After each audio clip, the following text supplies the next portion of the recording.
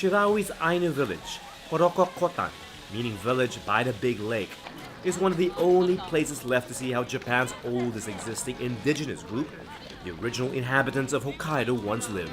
For more than a century, Japan has told a single story about who its people are and where they came from. But beneath laboratory floors, inside sealed government archives, and locked behind silence, another story was waiting. A story written in ancient bones and preserved in DNA. And now, after one forbidden test, the truth is finally breaking through. This is the discovery Japan never wanted the world to hear. The skeleton that should have stayed silent. A discovery inside a locked laboratory the government never wanted opened. In 2019, deep beneath the University of Tokyo, in a windowless research wing sealed by triple security doors, geneticist Dr. Hiroshi Tanaka sat alone in front of a glowing computer screen. He hadn't slept properly in days. His hands shook as he scrolled through the genetic sequencing data of a 3,800-year-old skeleton, remains that the Japanese government had blocked from being tested for nearly 40 years.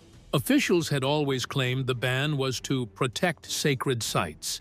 But within academic circles, whispers suggested another motive, that if this DNA were ever sequenced, it would fracture the foundation of Japan's identity and expose a truth that could not be controlled. When the sequencing was completed, Tanaka felt the air leave his lungs. The markers he saw in the genome did not match those of modern mainland Japanese. They belonged to a people who should not have existed. These genetic codes were foreign to everything he had studied in Japanese populations, yet they were ancient, deliberate, and persistent. In that moment, he understood that what he had discovered would not only end his academic career, but would also force Japan to confront a secret buried beneath centuries of nationalism and silence.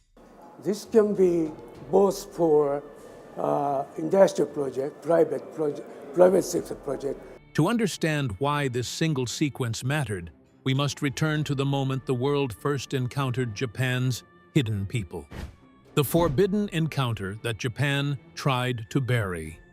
In 1865, British naturalist Thomas Wright Blakiston traveled across Japan. He had already passed through Tokyo, Kyoto, and Yokohama, where he met the Japanese the world had come to know.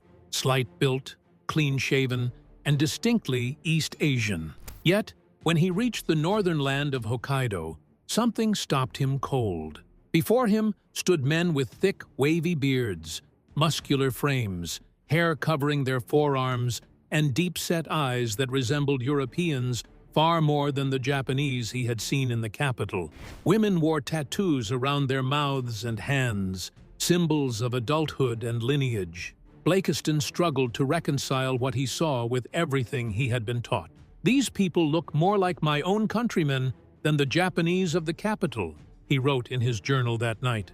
Those journals, filled with sketches and meticulous measurements, would eventually become dangerous, because they documented a truth Japan did not want acknowledged. When the nation later modernized under the Meiji government, officials allegedly attempted to confiscate his notes, photographs, and descriptions. Blakiston had seen what Japan would spend the next century trying to erase.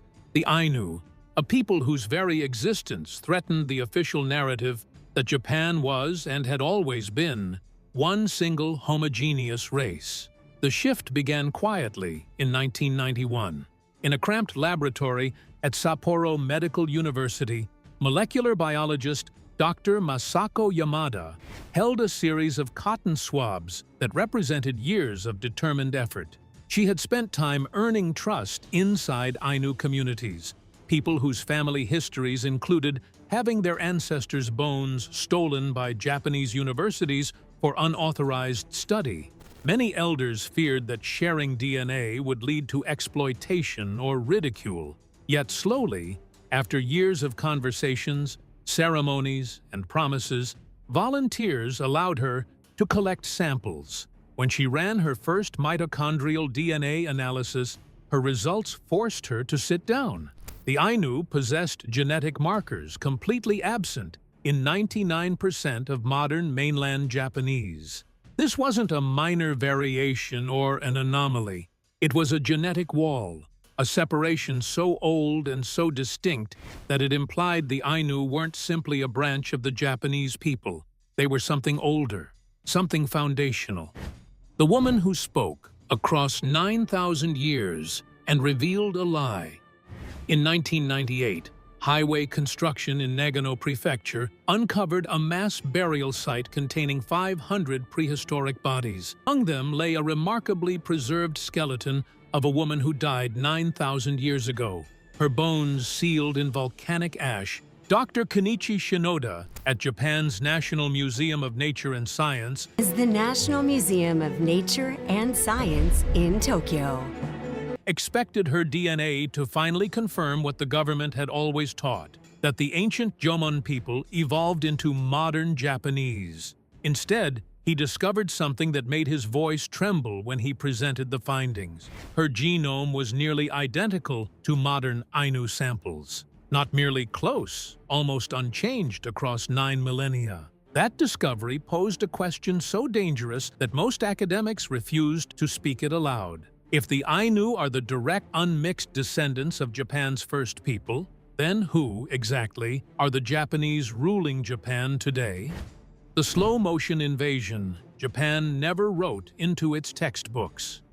The arrival of rice, metal, and a new people, how Japan was quietly replaced. To understand, we'll see how the Ainu were pushed from the center of the Japanese islands to the very edge of them.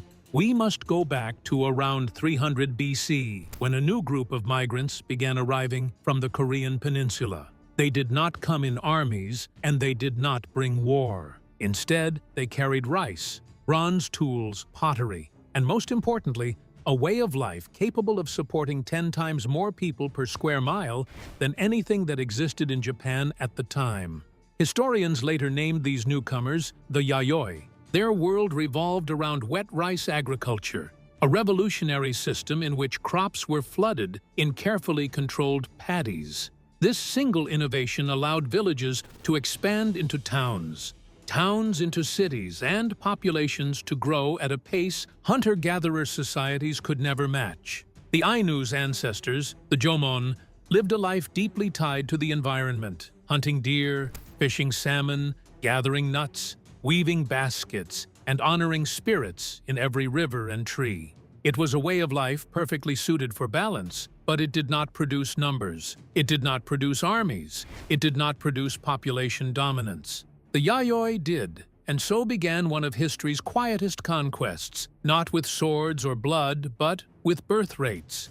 Over 6 centuries, the Yayoi population exploded from a few thousand immigrants to millions. Villages that once belonged to the original inhabitants slowly shifted from Jomon to Yayoi without a single recorded battle. The takeover was demographic, silent, and irreversible. If power is dictated by numbers, then Japan changed hands without a war. When modern geneticists analyzed the Y chromosome passed from father to son, they found a striking pattern. More than 51% of Japanese men today carry haplogroup O, a lineage dominant in Korea and China. Among people with known Ainu ancestry, however, this marker drops to less than 10%. The picture becomes even clearer when looking across the islands themselves. In Western Japan, closest to Korea, haplogroup O reaches 60%, matching the incoming Yayoi. In central Japan, Kyoto, the ancient capital, it drops to around 40%. In northern Tohoku, separated by mountains and cold, it falls further. And in Hokkaido, among communities where Ainu ancestry survived in family lines and old stories, it becomes a rarity. It is almost as if someone drew an invisible gradient map across Japan, showing where the replacement began, how far it spread, and where it finally stopped. That invisible barrier, the boundary of survival, was the Tsugaru Strait, a strip of cold water separating Hokkaido from mainland Honshu. Rice farming, the force that allowed Yayoi dominance, could not flourish in Hokkaido's harsh winters. Without rice, the Yayoi way of life stalled. Without population growth, the takeover could not complete. The Ainu, though pushed north, survived. But their story does not begin 3,000 years ago. It stretches much deeper, far beyond the moment rice arrived on Japanese shores. Ancestors older than empires, a lineage frozen in time. When researchers examined the deepest layers of Ainu genetics, they found something extraordinary, a genetic marker known as haplogroup D, carried by nearly 87% of Ainu men. This lineage is not found in China, not found in Korea, and barely exists anywhere else. The only other populations where it appears prominently are the isolated peoples of Tibet and the Andaman Islands in the Indian Ocean. Geneticists estimate that haplogroup D split from other Asian lineages around 40,000 years ago. That means that while the ancestors of Koreans, Chinese, and most East Asian populations evolved together in continental Asia before migrating outward, the ancestors of the Ainu broke away long before that consolidation, possibly among the first waves of humans to settle Asia after leaving Africa. One branch went north and crossed into Siberia. One moved along the coastlines that would someday lead to Polynesia. One crossed into the Americas thousands of years later. But one solitary group, reached the Japanese islands and stayed. Their genetics remained frozen not by choice, but by geography. Japan, before ocean levels rose, was connected to the continent by land. When the waters rose and Japan became an island, that group remained sealed away, a prehistoric story locked inside volcanic soil. The Ainu are not merely an ethnic minority. Their DNA is a museum, preserving a chapter of humanity that disappeared everywhere else. If genetics whispered the truth, the Japanese government spent more than a century trying to silence it. In 1869, the Meiji government passed the Hokkaido Former Aborigines Protection Act, a law with a title that declared the Ainu's status in the country, former. With a single stroke of policy, a living people were labeled extinct. Their lands, 90% of Hokkaido, were seized. Their language was banned in schools. Their religion was outlawed. Families were forced to adopt Japanese names. Sons were required to cut their beards. Daughters were forbidden from wearing traditional tattoos. Violators faced beatings or arrest. Children were taken from their parents and placed in boarding schools where speaking Ainu resulted in having soap forced into their mouths. Their sacred bear ceremony. The Ainu people invited us to take part in this ceremony, which is such an honor, and we'll also be eating with them and talking with them one-on-one later. In which a bear was raised with respect and sent to the spirit world, was banned as barbaric, while Western industrial slaughterhouses were built only miles away. By 1950, the government declared assimilation complete. Official statistics stated the Ainu no longer exist as a distinct ethnic group. Yet genetics again told a different story. In 2012, a nationwide genetic survey forced researchers to question everything the government had claimed. Nearly 36,000 people in Hokkaido carried enough Ainu-specific ancestry to be classified genetically Ainu, even though only 25,000 people publicly identified as Ainu. The conclusion was chilling. Thousands of people in Japan are Ainu without knowing they are Ainu. Families hid their origins for so many generations that their descendants grew up believing they were fully Japanese. In some homes, the silence was intentional, protection against discrimination. In others, it was because entire histories were erased before children were old enough to remember. Identity itself became an archaeological ruin. The hidden bones and the DNA that forced Japan to look back. In 2018, an investigative journalist entered a basement at Hokkaido University expecting dusty files. Instead, she found rows of wooden boxes, each containing the bones of Ainu ancestors taken from sacred burial grounds. More than 1,000 skeletons were stored there, dug up between the 1860s and the 1970s without consent. These were not archaeological samples. They were grandparents, elders, and children stolen, so researchers could prove a racial hierarchy. Families who begged for their return were told the bones were too valuable for science. For decades, the remains were locked away. Because they held something far more powerful than academic value, they held truth. Dr. Hiroshi Tanaka knew that one skeleton could expose everything. After years of bureaucratic battles, he finally received access to a single Ainu skull, a man who died in 1873. His genes represented a window in time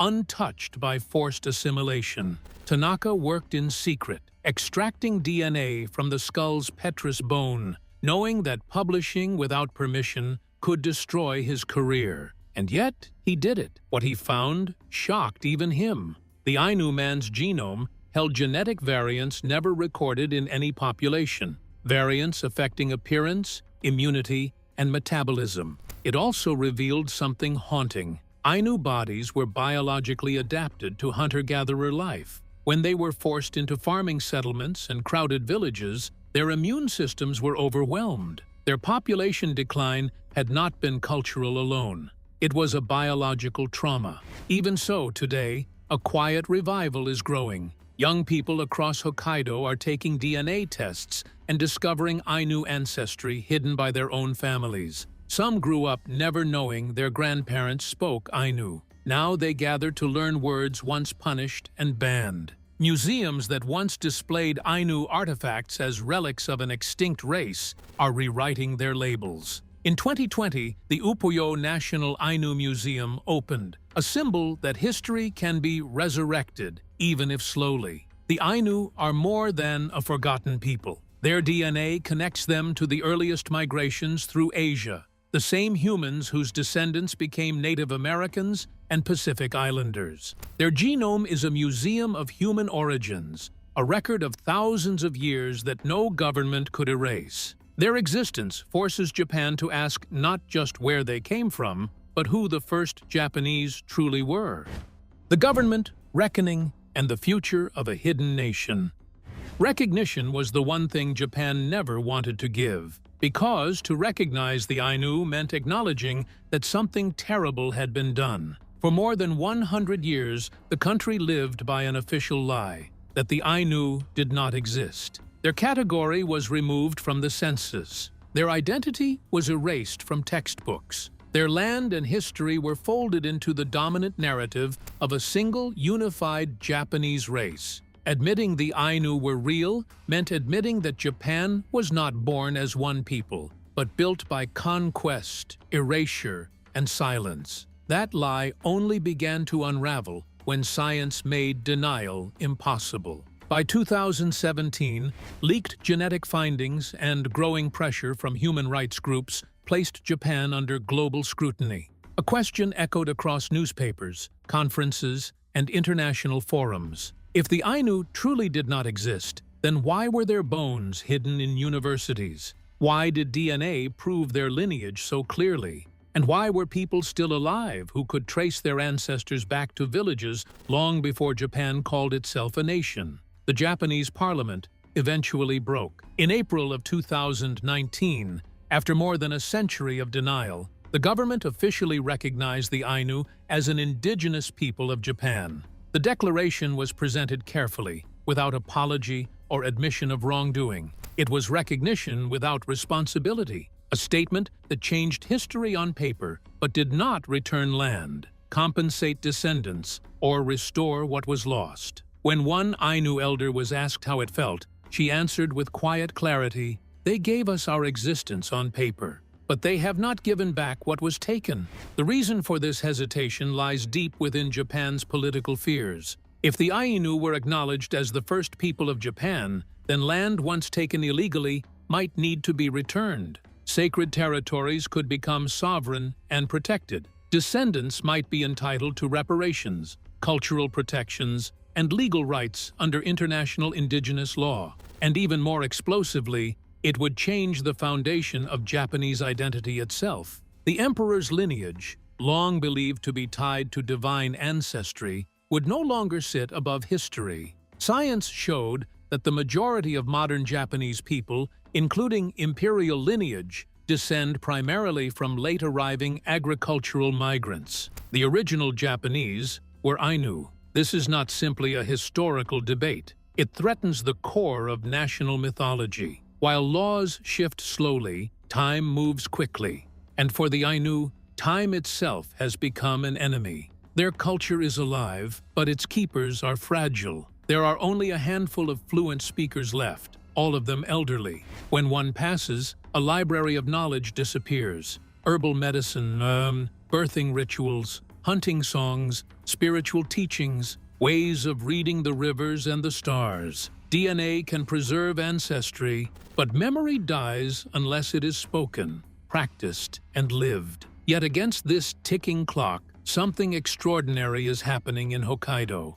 Our last stop in Hokkaido is perhaps also best representative of the true soul of what was once. Young people who were raised to believe they were fully Japanese are taking DNA tests and discovering that their family blood quietly carries an ancient world. Secrets that grandparents hid for safety are being spoken aloud. In the city of Sapporo, students gather in informal language classes to learn Ainu syllables their ancestors were punished for speaking. In Hidaka, young men practice the art of traditional woodworking, carving patterns once reserved for chiefs. So many beautiful owls. I really love it. Ainu people believed that On social media, Ainu descendants teach one another how to say ancestral words, turning the same tools once used to erase culture into tools to revive it. you have the bear, the killer whale, the owl, powerful Ainu symbols. Museums are rewriting their exhibits. Displays which once spoke of Ainu culture in the past tense are being updated to acknowledge that Ainu people are not extinct. They live, breathe, marry, raise children, and fight for identity in a world that once denied them breath. The Upapoi National Ainu Museum, which opened in 2020, welcomed over 1 million visitors in its first year, a number that surprised the very government that spent decades insisting no one cared. The Ainu story is also a global one, stretching beyond Japan's borders. Deep within Ainu DNA lies a roadmap of humanity's earliest movements. Their genes connect them to isolated Siberian groups whose ancestors crossed into the Americas during the Ice Age. Small genetic echoes also tie them to Polynesian communities far across the Pacific, hinting at ancient migrations by sea. In this sense, the Ainu are not merely a people of Japan. They are a genetic time capsule holding fragments of the human story. The hunters who trekked across frozen tundra, the families who learned the forests, the wanderers who once followed rivers to unknown shores. 40,000 years ago, their ancestors walked these islands. They survived when glaciers covered mountains and coastlines. They endured invasions and policies designed to make them forget who they were. They lived through eras when the world declared them gone, but they continued. Perhaps the most important question is not how the Ainu survived, but what the world almost lost in allowing their culture to fade. Their worldview teaches that every river has a spirit, every animal has a soul, and every act of taking from nature must be met with gratitude. In an age where the earth itself is crying under the weight of human excess, their ancient wisdom feels not primitive, but prophetic. This story does not close with a period. It ends with a doorway. The Ainu are still here. Their bones, once locked underground, are coming home. Their language, once silenced, is beginning to speak again. Their history, once erased, now stands undeniable, carved not only into museum walls, but into DNA that no empire could erase. If this journey opened your eyes, then let it continue. Share it, speak it, and keep remembering, because history remains a weapon when it is hidden, but it becomes a mirror when we finally dare to look at it. Thank you for watching, and I will see you in the next chapter of the world they tried to make us forget. The secret is out, but it's only the beginning. If you want more hidden histories and untold discoveries, hit subscribe, like the video, and tell us what mystery to uncover next.